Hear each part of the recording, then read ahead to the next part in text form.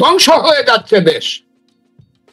এই অবস্থায় দাঁড়াইয়া আপনি যে জিজ্ঞাসা করছিলেন আমরা কেমন আছি, আমরা এই দেশে এখন ভালো নাই। ইউনূস সাহেব উনি বিদেশে বিদেশে বলে বেড়াইছে ছাত্রদের একটা দল হবে। ছাত্রদের আবার রাজনৈতিক দল কি? ছাত্রদের আবার রাজনৈতিক, তিনি তো 3টে জেনারেশন নষ্ট করে দিচ্ছেন বৈষম্য বিরোধী ছাত্র আন্দোলন এবং সমন্বয়কের নামে এবং দল করিয়া। এখন যে ছেলেটি ক্লাস 9-এ পড়ে হেও স্বপ্ন দেখে আমি তো সমন্বয় করবো স্কুলের, আমারও কোটি খানেক টাকা হবে, আমি কলেজের সমন্বয়ক হবো, আমি বিশ্ববিদ্যালয়ের সমন্বয়কের চাকরি করবো, এটা চাকরি মনে করে সারা দেশব্যাপী এটা এমন অনেক ক্যান্সারের মতো রূপ নিছে যে সারা দেশে এখন সবাই সমন্বয়ক হইতে চায়, টাকা রোজগার করতে চায়, লেখাপড়া সব বন্ধ। আর স্কুল কলেজ বিশ্ববিদ্যালয়ে এখন যেটা চলতেছে, বিশেষ করে কলেজ এবং বিশ্ববিদ্যালয়ে সাধারণ ছাত্র সমাজের নামে ওই যে শিবির নামধারী জামাতের যে দল, তারা গিয়ে সাধারণ ছাত্র সমাজের ক্যামোফ্লেজ করিয়া গোপনে গোপনে ওই ছাত্রলীগের ছাত্র দলের ভিতরে ঢুকিয়া বা এমনি রাজনীতি সাধারণ আর কাউকে ছাত্র রাজনীতি করতে দিবে না। ইউনূস সাহেব হলেন বৈরাম খা, ওনার কোনো ক্ষমতা নেই। আর যদি রিয়েল ক্ষমতা থেকে থাকে তাহলে ইউনূস সাহেবকে আমি বলি, ও ইউনূস সাহেব আপনি বয়স 84 বছর বলেন, আল্লাহর রহমত আপনাকে আমি মাথার তাজ মানি, কিন্তু আমার বয়স 77। আপনি নোবেল প্রাইজ পাইছেন, আপনাকে সেলিউট। আমিও কিন্তু মুক্তিযোদ্ধা কমান্ডার ছিলাম, আপনি কিন্তু মুক্তিযুদ্ধ করেন না ইউনূস সাহেব, এটা এখন আমাকে বলতে হবে। আমি মুক্তি এই দেশটা সৃষ্টি করছি বলেই আপনি নোবেল প্রাইজ পাইছেন বাংলাদেশের ইউনূস সাহেব। আমি তাকে বলি বৈরাম খা। বাংলাদেশ মুক্তিযুদ্ধ করে আমরা বানাইছিলাম বলেই উনি নোবেল প্রাইজ পাইছে। পাকিস্তান থাকলে উনি নোবেল প্রাইজ পাইতেন না, এটা আমার বিশ্বাস। কাজে ওনাকে এই যে বাংলাদেশ, এই বাংলাদেশে আপনি 21শে ফেব্রুয়ারিতে কোন ধর্মনিরপেক্ষ অসাম্প্রদায়িক বই বিক্রি করতে দেন নাই। এই বাংলাদেশে আপনি নাটক, নোবেল সব বন্ধ করছেন। এই বাংলাদেশে আপনি মহিলা সমিতিতে যে নাটক হইতো, যেটা ভারতবর্ষের শ্রেষ্ঠ নাটকের সঙ্গে কন্টেস্ট করতো, সেটা বন্ধ করছেন। মহানগর নাট্য মঞ্চ বন্ধ করছেন। ফুটবল খেলা ওই দিন দেখলাম আপনি ওই যে মনে এবং মুখে আপনি এক না, আপনি ফুটবল, মহিলা ফুটবল, মেয়ে নারী ফুটবলদেরকে আপনি 21শে পদক দিচ্ছেন, অথচ নারী ফুটবল আপনি সব জায়গাতে বন্ধ করে দেওয়াচ্ছেন আপনার আমলে। আপনি দিচ্ছেন, এটা এখন আমি বলতে চাই না। যারা বন্ধ করতেছে তৌহিদি জনতার নামে, এরা কারা, কাদের সন্তান, এদেরকে আপনি বের না করলে বুঝে যাবে এদের পিছনে আপনার মদত আছে। না পাইরে গিয়ে মানুষকে দেখানোর জন্য রাষ্ট্রীয় একটু অনুষ্ঠান করছে, ইউনূস সাহেব একটু বক্তৃতা করছে 21শে ফেব্রুয়ারি, খুব আমাদের জাতির মুক্তি সংগ্রামের প্রথম সোপান, কিন্তু উনি আমার কাছে মনে হয় মনে আর মুখে এক না। এইসব রাজাকারের বাচ্চারা 21শে ফেব্রুয়ারির মাঠটাকে বানাইছে একটা সাম্প্রদায়িক মাঠ। বাংলা একাডেমি থেকে বানাইছে একটা সাম্প্রদায়িক একটা বিল্ডিং, আর 21শে ফেব্রুয়ারি ফুল দেওয়াটাকে বানাইছে বেদা। এখনো তারা এইসব চক্রান্ত করছে। 21শে ফেব্রুয়ারি মাস, আমি কোনো গান শুনি নাই। আমার ভাইয়ের রক্তে রাঙ্গানো 21শে ফেব্রুয়ারি গানটি আমার কানে আসে না। আমি আল্লাহর কসম কয়ে বললাম, আল্লাহকে হাজির নাজির যাই না বললাম, হে আল্লাহ তোমাকে আমি হাজির নাজির যাই না বললাম। এখন পর্যন্ত আমার 21শে ফেব্রুয়ারি চলে গেছে, কিন্তু আমার ভাইয়ের রক্তে রাঙ্গানো 21শে ফেব্রুয়ারি গানটা কিন্তু আমি শুনি নাই। যদি কোনো কারণে কোনো মায়ের ঘরে, তাদের যে মাই হোক, কোন মায়ের ঘরে যদি তাদের জন্ম হয়ে থাকে, তাহলে আমাকে তারা এই ধরনের গালি দিতে পারেন। আমি কি কইছি, মুক্তিযুদ্ধ যারা মানে না তারা আলবদর রাজাকারের সন্তান। কারণ আলবদর রাজাকাররা যারা মুক্তিযুদ্ধ মানত না, তো 99% মরে গেছে গা।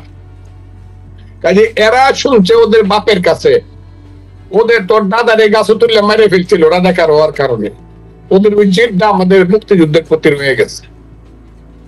সেই আলবদর রাজাকারের সন্তানেরা মুক্তিযুদ্ধ মানতে চায় না। পাবলিকের রিপ্রেজেন্টেশনের মাধ্যমে আসতে হবে পার্লামেন্টে, যারা মেজরিটি হবে তারা সবাইকে নিয়ে সংবিধান পরিবর্তন করবে। খালি বাক বাকুম করলে চলবে না। আমি একটা নেতা হয়ে গেছে, 6000 ভোট পাইছে, সর্বশেষ নাকি একটা লোকে 13,000 ভোট পাইছে, সে এখন বলে যে আমি তো তুরস্কের খলিফা, উসমানিয়া আমলের খলিফা, বাংলাদেশের নাকি উনি খলিফা। এবং আগামী ইলেকশনেও 10% ভোট পাইতে যে দলটির কঠিন হবে, সেই দলটি এখন সারা দেশের সবাইকে 2 সাপের 1 বিষ নৌকার ধানের শীষ বইলা, বিএনপি হলো চোর, বিএনপি হলো ধান্দাবাজ, এরাও দেশ চালাইতে পারবে না, এক দল খাইয়ে গেছে আর এক দল খাওয়ার জন্য ইলেকশন চায়, এইসব কইয়া মাঠে মাঠে ওয়াজ মাহফিল সৃষ্টি করিয়া, ওয়াজের নামে রাজনৈতিক বক্তৃতা করিয়া এই দেশটাকে এমন একটা পর্যায়ে নিয়ে গেছে, যে পর্যায়ে গেলে পরে মানুষ মনে করবে এই দেশে বুঝি ধর্মের নামে ব্যবসা করার রাজনীতি ছাড়া আর কিছু নাই। এখন একটু দাঁড়াইছি আমরা, বলছি না না রে, আছি কিন্তু রে, মানুষ কিন্তু এদেশে আছে। মুক্তিযুদ্ধের মানুষের সংখ্যা হলো দেশে 90%। একটা লোক নামাজ রোজা তেমন করে না, একজন মুসলমান, কলকাতাতে 44 সনের রায়ট হইল, সেই রায়টে ওই যে মুসলমান যে গাঞ্জা খাইতো, পয়সা পয়সা মদ খাইতো, তারা যখন শুনলো যে কলকাতাতে বড় মসজিদ ভাঙিয়ে ফেলবো, না কোথা মসজিদ, মোল্লারা সব ফলায় গেল গা। কিন্তু গাঞ্জা খাইতো, মদ খাইতো, গুন্ডামি করতো, ওরা দৌড়ায় গেল রামদাউলে, আয় দেখি আমার মসজিদ কে ভাঙবে।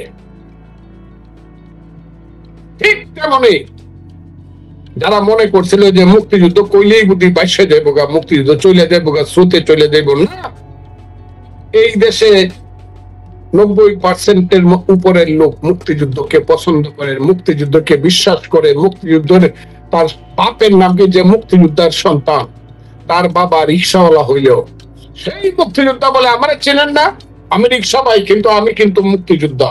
এই গৌরব এখনো বাংলাদেশে আছে। কিন্তু রাজাকারের কমান্ডার যে ছিল, তার 5,000 কোটি টাকা হয়েছে, কিন্তু কোথাও দাঁড়ায় বলতে পারে না আমারে চিনেন না, আমি কিন্তু রাজাকারের কমান্ডার ছিলাম, এই কথাটা কিন্তু বলতে পারে না। কাজে এটা মুক্তিযুদ্ধের দেশ। সেইভাবে এই দেশটাকে এখন আফগানিস্তান বানাইতেছে। ক্লাস 5 এর বেশি মেয়েরা পড়তে পারবে না। এখন হিজাব বন্টন করার একটা সাংঘাতিক ধরনের উৎসাহী ভাব চলছে। ঢাকা বিশ্ববিদ্যালয়, সুপ্রিম কোর্ট, বিভিন্ন জায়গাতে, রমনা পার্কে হাঁটতে গেলে কিছু লোক কানে কানে আইসা বলে মেয়েদেরকে কালকে আসলে বোরকা পরে আসবেন, হিজাব পরে আসবেন। আমি আপনাকে প্রথম বলে রাখি, ভুল বুঝাবুঝি, যে মেয়েটি হিজাব পরে নিজে নিজে, বা তার বাপে হিজাব পরায়, বা তার স্বামী হিজাব পরা, বা নিজে পরে, সেও আমার মা, সেও আমার বোন বা মেয়ে। যে মেয়েটি সেলোয়ার কামিজ পরে, সেও আমার মা বা বোন, স্কুলে যায়। যে মেয়েটি শাড়ি পরে বিশ্ববিদ্যালয়ে যায়, সেও আমার মা বা বোন। যে মেয়েটি সিনেমায় অভিনয় করে, নাটকে অভিনয় করে, শাড়ি পরে বা ব্লাউজ অপরিয়া, অন্যান্য কাপড় পরিয়া, সবাই আমার মা বাবু। কে হিজাব পরলো, কে পোশাক পরাটা যার যার ব্যক্তিগত অধিকারের প্রশ্নে পড়ে, পছন্দের প্রশ্নে পড়ে। কিন্তু বাংলাদেশে আজকে সেটাও চলছে। ওই আফগানিস্তানের ক্লাস 5 এর বেশি মেয়েরা পড়তে পারবে না গোপনে, যেমন আইসা পরে পাকিস্তানে লেখাপড়া করার জন্য। আমাদের দেশ বোধহয় ওই দিকে যাচ্ছে। আমি যে ছেলেরা এখন নেতৃত্ব করতেছে, দল করতেছে, দল করুক, আমি তাদেরকে আগে অভিনন্দন জানাইলাম। কিন্তু যে ছেলেরা সিংহাসনে বসে থেকে দল করতে চায়, বলে যে দিন দল হবে আমি নেতা হবো, সেই দিন আমি পদত্যাগ করবো। লোভেরও তো একটা সীমা থাকা দরকার। দেশটা এখন এই অবস্থাতে আছে। এখন একটা এটার থেকে উত্তরণের একমাত্র পথ হলো একটা নির্বাচন, জাতীয় সংসদ নির্বাচন। এইটাকে আবার চক্রান্তকারীরা, আমি বলবো চক্রান্তকারীরা বিভিন্ন ধরনের কথা বলতেছে, রং বেরঙ্গের কথা। সেই রং বেরঙ্গে স্থানীয় সরকার ইলেকশন হোক আগে, বিচার হোক আগে, সংস্কার হোক আগে, বাংলাদেশের নামটা বদল হোক আগে, এইসব কইয়া যাতে বিনা নির্বাচনে, বিনা ভোটে অনির্বাচিত সরকার বছরের পর বছর অনির্দিষ্টকালের ক্ষমতায় থাকতে পারে, সেই লোভে এবং লাভে, সেই আকাঙ্ক্ষায় দেশটাকে, আমি মনে করি তারা যে বলে, ওই যে ছেলেটা মাহফুজ আলম বলছিল গৃহযুদ্ধের দিকে যাবে, সিভিল ওয়ার, আমার কেন জানি মনে হয় আল্লাহ আমি এটা চাই না, সিভিল ওয়ার আমি চাই না, কিন্তু দেশটা যেন সেদিকেই যাচ্ছে। এ হলো কথাটা। আমার কথা হলো যে দেখেন, দলের যে মূল যে সিদ্ধান্তমূলক যে ব্যাপারগুলো, ডিসিশন মেকিং, এটার আমি কেউ না। এটা হলো প্রধান নেতৃত্ব এবং স্থায়ী কমিটি, তারা নেয়। আর জামাতের সাথে যখন রিলেশন হয়েছিল, একসাথে সরকার করছিল, তখন আমি বিএনপি করতাম। আমি 2006 সনের পরে বিএনপিতে আসছি, যখন বিএনপি কেউ করে না, খুব দুর্দিন বিএনপি, তখন দেশনেত্রী বেগম খালেদা জিয়া আমাকে ডাকছে, আমি বিএনপিতে গেছি। কাজেই আমি আসার পরে বিএনপির সঙ্গে জামাতের সেই রিলেশনটা আর কোনোদিন গড়ে ওঠে নাই। তবে মাঝে মধ্যে দেখছি আমাদের মার্কাটা তারা দিছে, কিন্তু একসাথে ইলেকশন হয়েছে সেটা পরের কথা, কিন্তু আমাদের মার্কা নিয়ে তাদের দাড়ি পাল্লা মার্কা বন্ধ করে দেওয়া হয়েছিল। আমাদের মার্কা নিয়ে তারা তাদের রাজনৈতিক অস্তিত্ব টিকায় রাখছে। এখন তারই প্রতিদান দিতেছে দুই সাপের এক বিষ, নৌকার দানের শীষ বইলা।